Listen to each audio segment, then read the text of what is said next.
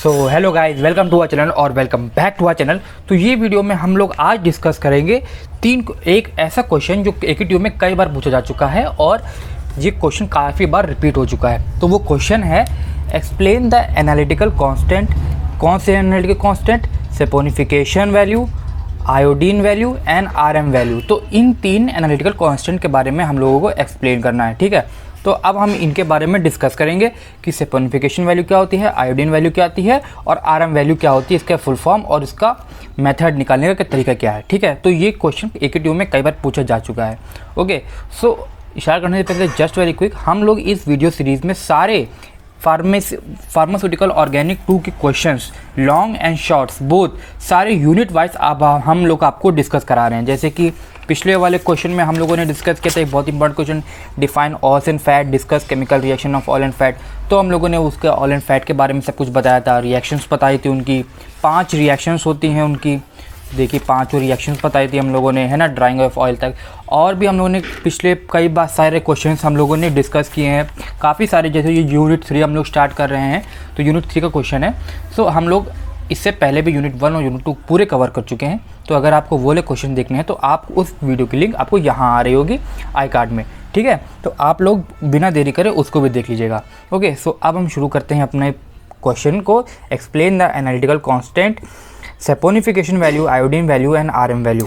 तो सबसे पहले बात पूछी है सेपोनिफिकेशन वैल्यू की। तो सेपोनिफिकेशन वैल्यू सबसे पहले लेते हैं कि सेपोनिफिकेशन वैल्यू होती क्या है, ठीक है। तो पढ़ते हैं, saponification value is the number of mg of KOH, okay, potassium hydroxide required to saponify 1 gram of oil and fat. तो सेपोनिफिकेशन वैल्यू होती है is the number of mg में लेते हैं कितना mg ऑफ KOH रिक्वायर्ड होता है सेपोनिफाई करने के लिए 1 ग्राम ऑफ ऑयल या फैट, ठीक है। तो हम लोगों को सेपोनिफाई करना है 1 ग्राम और ऑफ ऑयल या फैट, उसको सेपोनिफाई करने में कितना mg हमें KOH यूज़ हुआ है वो हम लोगों को बताता है कि सेपोनिफिकेशन वैल्यू क्या होती है। Okay, so 1 molecule of oil और fat required 3 molecule of KOH। तो एक मोलिक्यूल फैट और ऑयल के लिए निकालनी होती है 3 molecules of KOH for complete saponification because there are 3 ester linkage in oil and fat.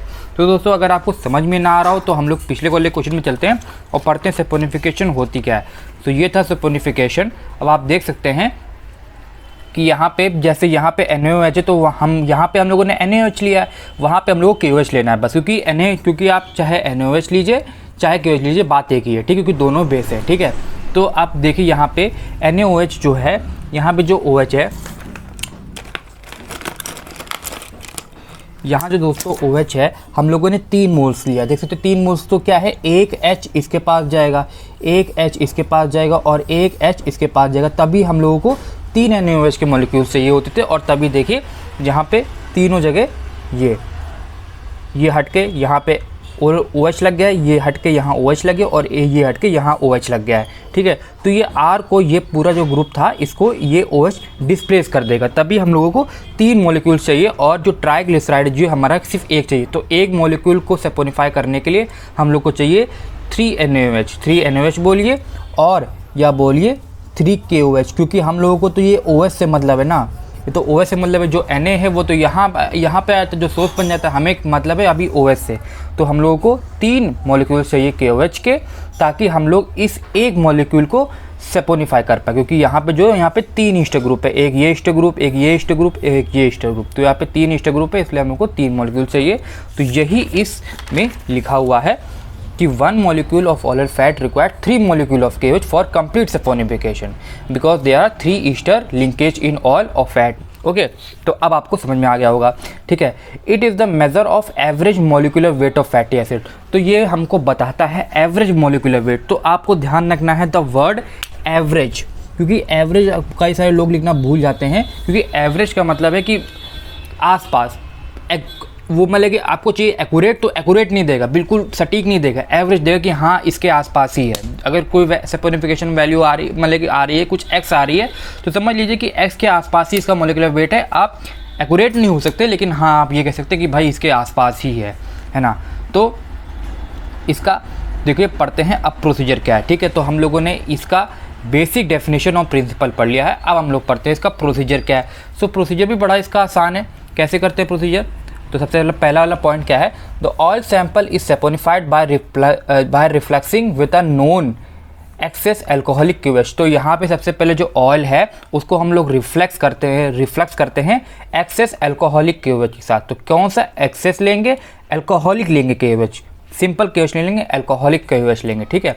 Then it is extracted and titrated against standard HCl, फिर उसको टाइट्रेट करेंगे स्टैंडर्ड HCl से, जिसका जो कंसंट्रेशन है वो 0.5 मोलर है। ओके, तो अगर आप चाहे तो ये एक्सट्रैक्टेड वर्ड स्किप कर सकते हैं, इसका ज़रूरी नहीं है। मेन वर्ड है आपका टाइट्रेटेड, तो एक्सट्रैक्टेड आप लिखें चाहे ना लिखें ज़्यादा मतलब नहीं है। मेन वर्ड जो है टाइट्रेटेड, तो आप टाइट्रेट जरूर मेंशन करिएगा, ठीक है। फिर थर्ड पॉइंट, क्योंकि हम लोगों ने कुछ बुक्स में देखा तो वहाँ पे एक्सट्रैक्टेड भी लिखा हुआ था, तो हम लोगों ने यहाँ पे मेंशन कर दिया है। लेकिन अगर आपको कोई दिक्कत हो रही हो तो आप एक्सट्रैक्टेड मेंशन नहीं कर सकते हैं, आप सिर्फ टाइट्रेटेड भी लिख दें तो भी आपका जो पॉइंट है वो सही माना जाएगा। कुछ बुक्स में हमारे एक्सट्रैक्टेड लिखा हुआ था, ठीक है। फिर है then perform a blank titration, फिर हम लोग को एक ब्लैंक टाइट्रेशन परफॉर्म करना है, ठीक है। ब्लैंक टाइट्रेशन आप लोगों ने फर्स्ट सेमेस्टर में पढ़ा हो कैसे करते हैं, ठीक है। फिर है फोर्थ पॉइंट, जो फोर्थ स्टेप है, द वैल्यू ऑब्टेन, जो भी आपको वैल्यू ऑब्टेन होगी for the determination of saponification value of oil. तो यहाँ से इस तरह से हम लोग वैल्यू, अब ये देखिए आपको यहाँ पे जब आपने टाइट्रेट किया होगा तो यहाँ पे आपको एक A वैल्यू मिली होगी, यहाँ पे टाइट्रेट किया होगा तो आपको B वैल्यू मिली होगी। अब आपको क्या करना है, इसी वैल्यू को यहाँ इस फॉर्मूले में पुट कर देना है, 2.05 in bracket B minus C upon W, B minus A है, सॉरी C बोल दिया मैंने गलती से, A है ये, ठीक है। तो वही है कि B माइनस A यही कर दीजिए, और W क्या है, वेट ऑफ सैंपल है, जो आपने जितना ऑयल लिया था, ठीक है। एक बात दोस्तों यहाँ ध्यान रखनी है कि फिनोप्थिलीन को यूज़ करते हैं एज अ इंडिकेटर। तो यहाँ पे इंडिकेटर कौन सा यूज़ होगा, फिनोप्थिलीन होगा। वैसे आप कोई भी इंडिकेटर अपने हिसाब से चूज़ कर सकते हैं, उसमें कोई प्रॉब्लम नहीं है।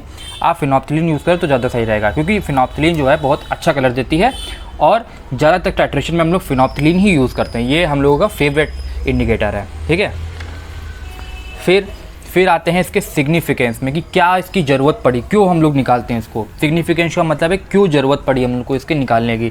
तो सिग्निफिकेंस दोस्तों यही है, saponification value give us the value about the average molecular weight of oil fat. तो हम लोग को ये वैल्यू देता है एवरेज मोलिकुलर वेट। तो ध्यान रखिए दोस्तों, क्या देता है हम लोगों को, ये एवरेज देता है। कौन सी चीज़ का एवरेज, मोलिकुलर वेट का। तो एवरेज मोलिकुलर वेट का ये हम लोगों को आइडिया देता है कि हाँ भाई इतनी मोलिकुलर वेट होगी। और उसका फॉर्मूला क्या है, कैसे निकालेंगे, mg ऑफ KOH जो रिक्वायर्ड है अपॉन सेपोनिफिकेशन ऑफ ऑयल। जो भी आपने सेपोनिफिकेशन वैल्यू निकाली होगी वो आप यहाँ रखिए, और mg ऑफ KOH जो है वो यहाँ रखिए, और आप इन दोनों को डिवाइड कर दीजिए और आपको आंसर तुरंत मिल जाएगा, ठीक। अब पढ़ते हैं आयोडीन वैल्यू क्या होती है। आयोडीन वैल्यू दोस्तों पढ़ते हैं, it is the number of gram of iodine that would add to double C bond present in long chain. तो ये है नंबर ऑफ आयोडीन जो डबल C बॉन्ड में ऐड होगा इन लॉन्ग चेन। तो दोस्तों सेपोनिफिकेशन की तरह आपको ये भी अगर समझ में नहीं आ रहे तो फिर से हम लोग पीछे जाते हैं और अपना पुराना वाला क्वेश्चन देखते हैं। पुराने वाले क्वेश्चन में क्या था दोस्तों,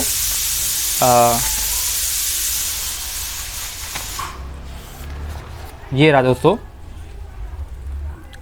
आप देखते हैं कि हाइड्रोजनेशन ये आयोडीन की जैसे ही है, ठीक है। अब यहाँ पे देखिए दोस्तों, यहाँ पे डबल बॉन्ड थे, यहाँ डबल बॉन्ड थे दोस्तों, ये देखिए यहाँ पे डबल बॉन्ड थे, ठीक। अब डबल बॉन्ड क्या हुआ, अगर यहाँ पे हम H2 हटा के आयोडीन लगाएं, आप इमेजिन करिए कि H2 हटा के यहाँ पे हम आयोडीन लगाएं, तो क्या होगा कि ये I यहाँ पे जुड़ जाएगा, यहाँ पे I आ जाएगा, यहाँ पे I आ जाएगा, यहाँ पे I आ जाएगा, यहाँ पे I आ जाएगा, तो ये डबल बॉन्ड हट जाएगा। यहाँ पे भी I आ जाएगा, यहाँ पे भी I आ जाएगा, तो ये डबल बॉन्ड हट जाएगा। यहाँ पे भी I आ जाएगा, यहाँ पे भी I आ जाएगा, और ये डबल बॉन्ड हट जाएगा। तो देख सकते हैं दोस्तों कि सारे डबल बॉन्ड्स हट गए हैं, और यहाँ पे तो जब सारे डबल बॉन्ड्स हट जाएंगे तो कैसा आपका कॉम्प्लेक्स बनेगा, कुछ इस तरह से कॉम्प्लेक्स बनेगा। ये देखिए यहाँ पे सिंगल बॉन्ड आ जाएगा, यहाँ पे सिंगल बॉन्ड, यहाँ पे सिंगल बॉन्ड, यहाँ पे सिंगल बॉन्ड। यही होता है दोस्तों आयोडीनेशन में कि क्या होता है, हम लोग आयोडीन ऐड करते हैं और ये डबल बॉन्ड हट जाता है, और यहाँ जो है I ऐड हो जाता है, यहाँ पे ऐसे से I ऐड हो जाता है ना। तो आप समझ सकते हैं, ठीक है।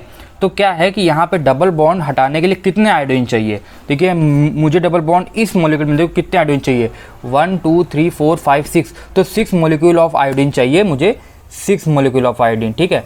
या इसे लिखिए या लिखिए 3I2, क्योंकि ये आयोडीन I2 के फॉर्म में एग्जिस्ट करता है, तो मुझे 3I2 चाहिए इस पूरे डबल बॉन्ड को हटाने के लिए, ठीक है। तो कितने आयोडीन मुझे चाहिए इस पूरे डबल बॉन्ड को हटाने के लिए, 6 आयोडीन चाहिए, है ना, इस सिर्फ एक मॉलिक्यूल को हटाने के लिए मुझे 6 आयोडीन चाहिए। तो समझ लीजिए मेरे पास 200 मॉलिक्यूल है, तो कितना होगा 200 multiply by 6 1200।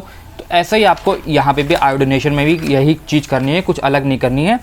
It is the number of grams of iodine that would add CC present in long chain. तो कितने CC बॉन्ड प्रेजेंट है जहाँ पे वो ऐड हो जाएगा, जुड़ जाएगा और वहाँ पे हो जाएगा आपका सिंगल बॉन्ड। ओके, तो पढ़ते हैं इसका प्रोसीजर क्या है। प्रोसीजर दोस्तों इसका बहुत सिंपल है। The oil sample taken in CCl4 में ऑयल सैंपल लेते हैं, is treated with a known excess iodine monochloride solution. So हम लोग इसको आप ध्यान से रखिए कि जो known excess iodine monochloride solution में इसको हम लोग ट्रीट करते हैं, और किसकी प्रेजेंस में, ग्लेशियर एसिटिक एसिड की प्रेजेंस में हम लोग इसको करते हैं। तो ये देखिए दोस्तों, ध्यान रखिए कि ग्लेशियर एसिटिक एसिड की प्रेजेंस में हम लोग इसे करते हैं, ठीक है। फिर है the excess iodine monochloride is treated with KI। तो जो हम लोगों ने एक्सेस आयोडीन मोनोक्लोराइड लिया, तो जो बच गया होगा उसको हम लोग KI से ट्रीट कर देंगे, ठीक है। फिर जो सैंपल आएगा, अब जो भी सैंपल आएगा उसको हम लोग टाइट्रेट करेंगे। This sample is titrated with 0.1 molar sodium thiosulphate. तो ये 0.1 मोलर थायोसल्फेट जो भी सैंपल आपका जो आया ट्रीट करने के बाद, उसको आप दोस्तों मोडियम सोडियम थायोसल्फेट के साथ फिर से टाइट्रेट करेंगे। ट्रीट नहीं करेंगे दोस्तों, ध्यान रखिए, टाइट्रेट, ट्रीट करना अलग होता है और टाइट्रेट करना अलग होता है। तो टाइट्रेट करेंगे। Starch is use as an indicator, और स्टार्च एक इंडिकेटर की तरह यूज़ करेंगे। अब जितनी भी आयोडीन निकली होगी, जब आप इसको टाइट्रेट करेंगे तो आयोडीन कुछ लिबरेट होगी, उस आयोडीन को आप एस्टिमेट लीजिए कितनी आयोडीन है, वो A मान लीजिए, और फिर एक ब्लैंक टाइट्रेशन परफॉर्म करिए, वो उसकी वैल्यू मान लीजिए B। तो आयोडीन वैल्यू कैसे निकाल देंगे आप, 1.269 B - A अपॉन W। और W क्या है हमारा, W है क्या, वेट ऑफ मतलब कि सैंपल। W क्या है, वेट ऑफ सैंपल। जितना आप लोगों ने ऑयल सैंपल लिया था ना, ऑयल सैंपल, वही आपका W कितना आपने सैंपल लिया था, जो भी इसकी वैल्यू है आप वो यहाँ पे रख दीजिए। सिग्निफिकेंस क्या होती है दोस्तों, क्यों निकालते हैं हम लोग आयोडीन वैल्यू, क्या जरूरत पड़ी हम लोग को आयोडीन वैल्यू निकालने की, तो ये भी दोस्तों बहुत सिंपल है। It is use to measure the amount of double bond. तो ये डबल बॉन्ड मेजर करने के लिए होता है। तो आप देख सकते हैं दोस्तों यहाँ पे क्या है, कितने डबल बॉन्ड है मुझे अगर पता लगाना है तो मैं आयोडीन यूज़ कर सकता हूँ। मैं देख सकता हूँ कि यहाँ पे भाई 6 आयोडीन लगे, तो मतलब कि 6 आयोडीन लगे मतलब कि 3 डबल बॉन्ड होंगे। इस तरह से मैंने कैलकुलेट कर लिया। अब अगर मुझे इससे बड़ा मॉलिक्यूल दे दो, इस और भी इसमें CCC लगे हों, तब भी हम कैलकुलेट कर लेंगे कि जितने आयोडीन लगे हों उसको 2 से डिवाइड कर देंगे, और जितने जो आंसर आएगा वो हमारा नंबर ऑफ डबल बॉन्ड्स होगा।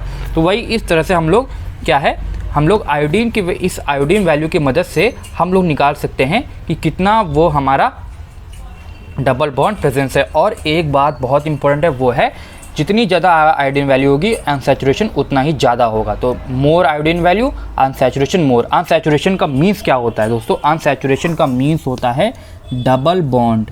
तो दोस्तों आप कंफ्यूज मत होइएगा, अनसैचुरेशन बोलिए चाहे डबल बॉन्ड बोलिए, बात एक ही है। लेकिन अगर आप अनसैचुरेशन लेंगे तो आप प्रोफेशनल लगेंगे, ठीक है। तो अनसैचुरेशन का मीन होता है डबल बॉन्ड, ठीक है। फिर आती है दोस्तों अपनी RM वैल्यू। इसे कहते हैं दोस्तों रिचर्ड मिशेल नंबर। और ये किस यूज़ करते हैं, यूज़ टू एस्टिमेट और check the purity of butter. तो हम लोग इसको बटर की प्योरिटी, मक्खन की प्योरिटी देखने लिए कि मक्खन प्योर है हमारा कि नहीं है। और बटर में होता क्या है, butter contains volatile fatty acid. तो बटर में हमारे वोलेटाइल फैटी एसिड प्रेजेंट होते हैं, और इसी चीज़ को हम लोग मेज़र करते हैं कि वो कितना है। डेफिनेशन पढ़ते हैं जो बहुत ही ज़रूरी है, वो पढ़ते हैं क्या है, it is defined as the ml of 0.1 normal KOH। 0.1 normal KOH लेंगे, required to completely neutralize the soluble volatile fatty acid. Completely neutralize, देखो सॉल्युबल फैटी एसिड है, सॉल्युबल वोलेटाइल फैटी एसिड, ये एसिडिक इन नेचर है, और KOH क्या है, basic in nature है। और एसिड और बेस एक दूसरे को क्या करते हैं, न्यूट्रलाइज करते हैं। तो वही यहाँ पे टर्म लिखा है न्यूट्रलाइज। तो KOH लेंगे और फैटी एसिड लेंगे, इन दोनों को मिलाएंगे, और जब तक न्यूट्रलाइज नहीं होता रहेगा तब तक हम लोग KOH डालते रहेंगे, और जैसे ही न्यूट्रलाइज हो जाए हम लोग रिएक्शन वहाँ पे रोक देंगे। Fatty acid distilled from 5 gram of fat. तो 5 ग्राम ऑफ फैट हम लोग पहले लेंगे, उससे हम लोग जितना भी फैटी एसिड है वो निकाल लेंगे, और फिर उसके बाद हम लोग उस पर KOH मिलाते रहेंगे जब तक वो कम्प्लीटली न्यूट्रलाइज ना हो जाए। तो दोस्तों प्रोसीजर दोस्तों इसकी नेक्स्ट वीडियो में हम लोग कवर करेंगे, क्योंकि ये वीडियो बहुत ही लेंदी हो रही है और इसका प्रोसीजर थोड़ा सा समझाने वाला है, थोड़ा सा इतनी जल्दी इसको नहीं बताया जा सकता। So please watch our next video and stay tune for the next video. Thank you guys.